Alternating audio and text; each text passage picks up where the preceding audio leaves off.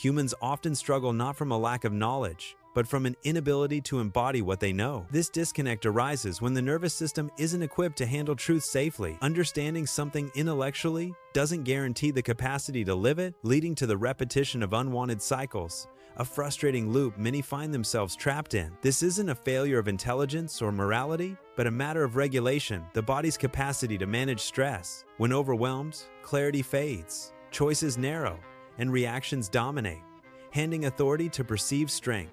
It's like being swept away by a current, losing sight of the shore. The key lies not in accumulating more information, but in fostering a regulated nervous system, one that allows for a pause between stimulus and response. A moment of calm amidst the storm. Imagine a tightrope walker.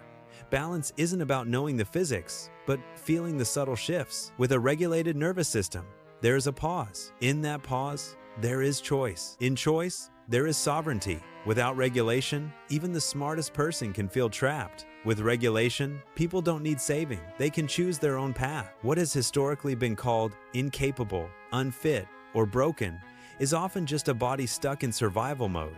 It's not a character flaw, but a physiological response to perceived threat. Information alone does not restore freedom. Belief alone does not restore freedom. Embodied integration does. It's about reconnecting the mind and body. Wake up the dead isn't mystical language. It means restoring the body's capacity to pause so decision-making can come back online. It's like jump-starting a car battery, bringing the system back to life. When people regulate, they don't need control systems. They don't need someone else's authority. They don't need to be managed. They remember how to choose. The innate wisdom within them resurfaces. That's the knowledge people were missing. That's why information without integration fails. It's like giving someone a map without teaching them how to read it. That's the architecture beneath everything. The foundation upon which true understanding and freedom are built. It's the silent language of the body, waiting to be heard. When the body is overwhelmed, clarity disappears. Choice collapses. Reaction takes over. Authority gets handed to whoever feels stronger. That's how people end up repeating cycles they swore they'd never repeat.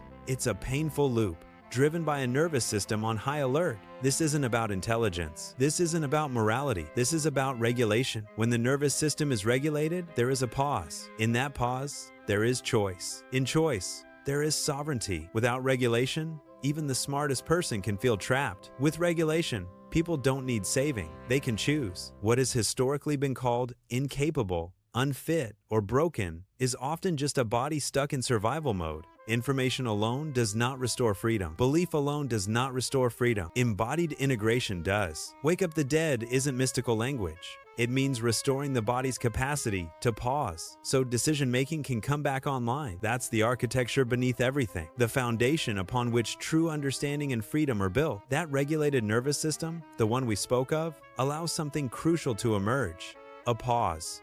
In that pause is space, and in that space is choice, and in that choice is sovereignty. Without this regulation, even the most intelligent among us can feel cornered, trapped by their own biology.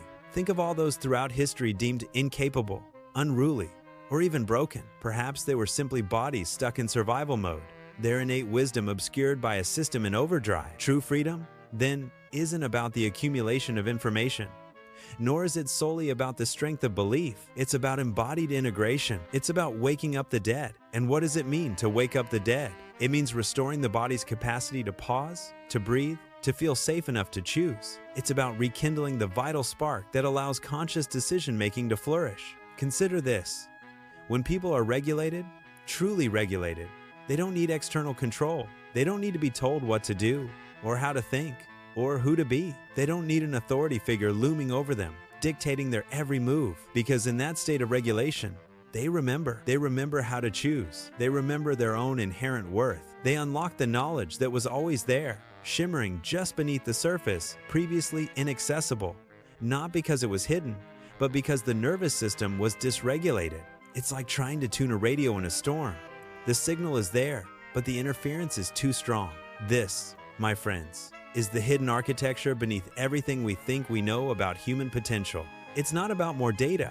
It's about creating the conditions for the data to be processed effectively. It's about cultivating a nervous system that can not only receive truth, but also embody it. Imagine a world where everyone has access to this inner technology, this innate capacity for self-regulation. What kind of world would that be? a world of empowered individuals capable of making conscious choices, driven by intrinsic motivation and guided by their own inner compass. A world where true freedom isn't just a concept, but a lived reality. A world where waking up isn't a metaphor, but a tangible experience of coming home to oneself. This isn't just a theory, it's an invitation to explore the depths of your own nervous system, to discover the power of the pause, and to unlock the embodied truth that resides within. The journey begins not with seeking more information, but with cultivating inner stillness, with creating the space for your own wisdom to emerge, with remembering how to choose. It's about understanding that the body holds wisdom beyond our conscious awareness. It's about learning to listen to the subtle cues,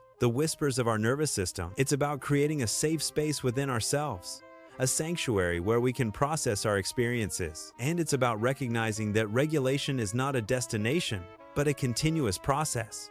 It's a dance between challenge and support, between action and rest, between connection and solitude. It's a lifelong journey of self-discovery and self-compassion. So, how do we begin to cultivate this inner regulation? How do we start to wake up the dead? The first step is simply to notice, to become aware of our own bodily sensations, our own emotional states, our own thought patterns, to observe without judgment, to accept without resistance, to allow ourselves to feel whatever arises without trying to fix it or change it. This simple act of awareness can begin to shift our nervous system out of survival mode. It can create a space for choice, a space for sovereignty, and from that space, anything is possible. From that space, we can begin to create a world where everyone has the opportunity to thrive.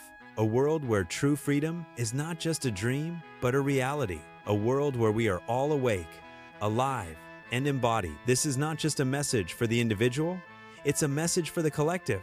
It's a call to action for all of us to create a more regulated world. A world where everyone feels safe enough to be themselves. A world where everyone has the opportunity to reach their full potential. A world where we are all connected, supported, and empowered. The time for this world is now. Let's begin.